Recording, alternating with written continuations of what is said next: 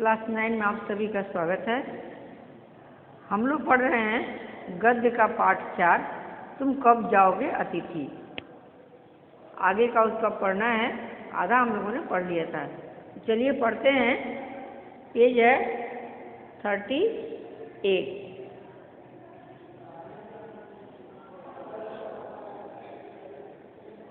और आशंका निर्मूल नहीं थी। अतिथि तुम जा नहीं रहे, लॉन्ड्री पर दिए कपड़े धुलकर आ गए और तुम यहीं हो। तुम्हारे भरकम शरीर से सलवटे पड़ी चादर बदली जा चुकी और तुम यहीं हो।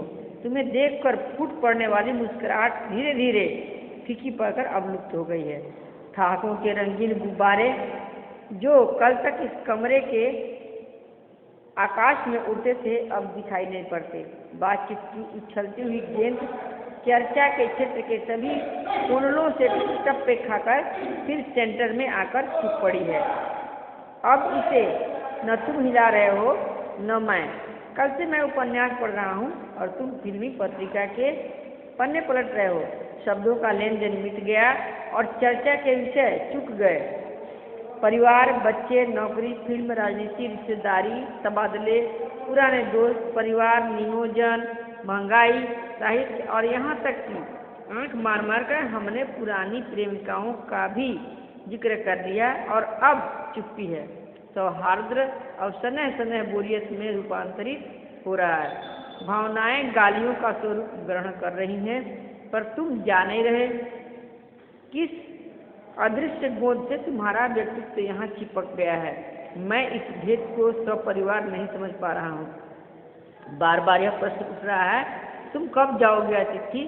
कल पत्नी ने धीरे से पूछा था, कब तक सीखेंगे ये। मैंने कंधे उचका दिए। क्या कर सकता हूँ। मैं तो आज खिचड़ी बना रही हूँ, हल्की रहेगी, बनाओ। सत्कार की उष्मा समाप्त हो रही थी। डिनर की चले थे, खिचड़ी पर आ गए। अब भी अगर तुम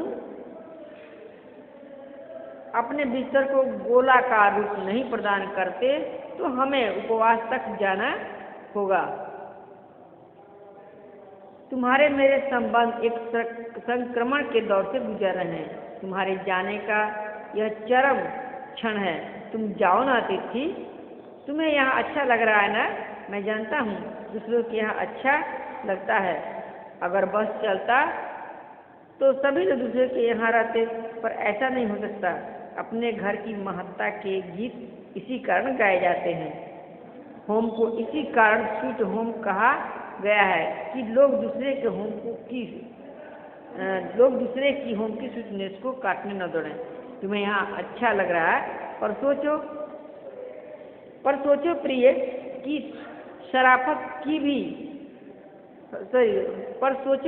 शराफत भी कोई चीज होती है और गेट आउट भी एक वाक्य है जो बोला जा सकता है। अपने खर्राटों से एक और रात गुंजायमान करने के बाद कल जो किरण तुम्हारे बिस्तर पर आएगी वह तुम्हारे यहाँ आगमन के बाद 5वें सूर्य की परिचित किरण होगी।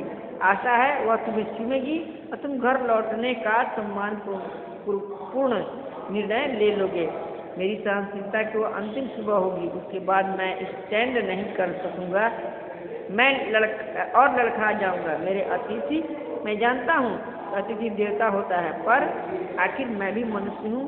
मैं कोई तुम्हारी तरह देवता नहीं। एक देवता और एक मनुष्य अधिक देर साथ नहीं रहते।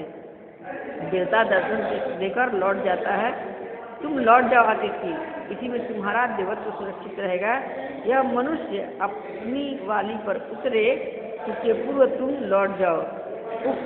तुम कब जाओगे अतिथि। बच्चों धन्यवाद।